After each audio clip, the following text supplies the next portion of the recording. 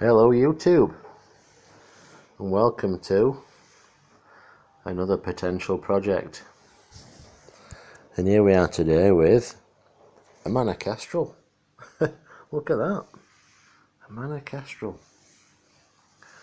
Now these radios could also be known as the Communicator NI440DX. It could also be called a Planet 2000 UK, or for other markets it could also be, believe it or not, it could also be a Colt 8000.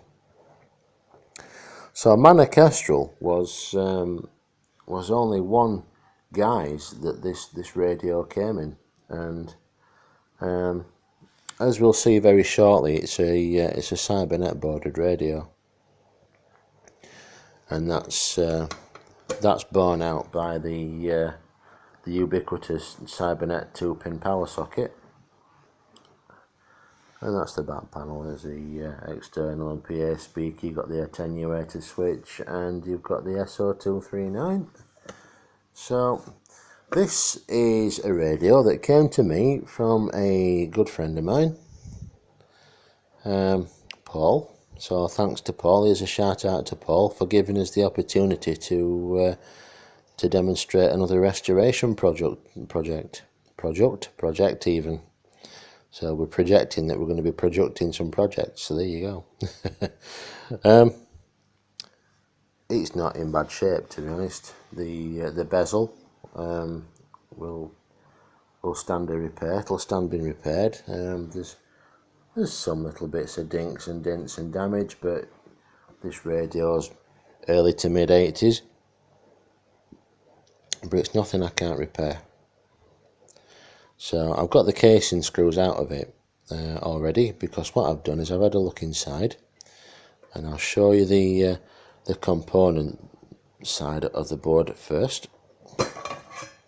Here we go. This is the component side. There you are. And as you can see, pretty much there's no this radio's not been bastardized. There's no dodgy repairs. There's nothing untoward been going off in this radio, so I see no reason why when we go to episode 2 and power it up, I can't see that there's going to be any reason why it won't work.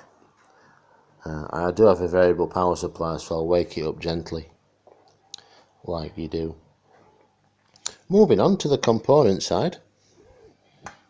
Moving on, just rest it gently there. Excuse my big sausage fingers. There you go. Look at that. It's a really old-fashioned radio inside, which I find really quite charming. You know, I mean, my main field of interest is sideband radios and HF radios, but I must say I do have a bit of a soft spot for old Muppet banders like this, because essentially old Muppet banders and old AM radios are where we all started out, you know. The stuffy old G4s and people like that can say what they want, but pretty much everybody starts off in CB radio, and it's usually on a radio like this.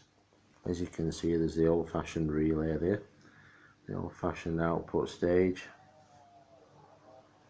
All very technology of yesteryear, which I suppose we're all lucky enough to remember, aren't we? So just slide that casing back on.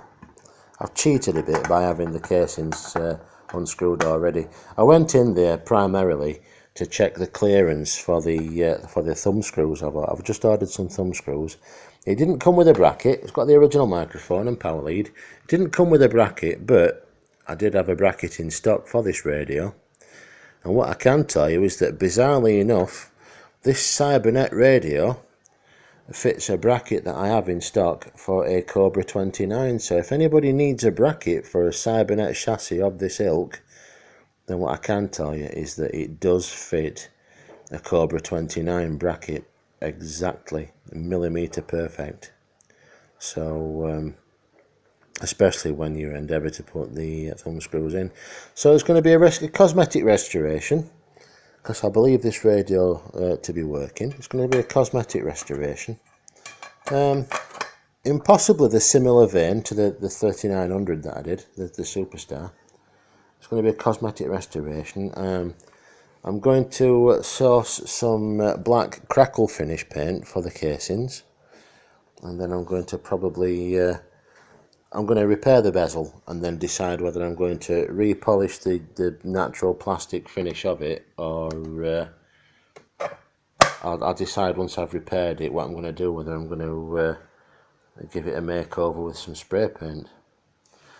So I'm looking at it and I'm thinking that this has got potential to look really quite swish.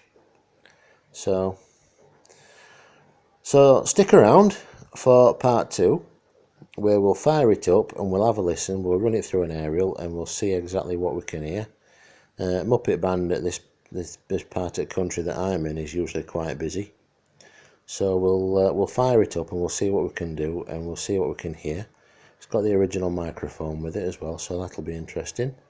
And there you go.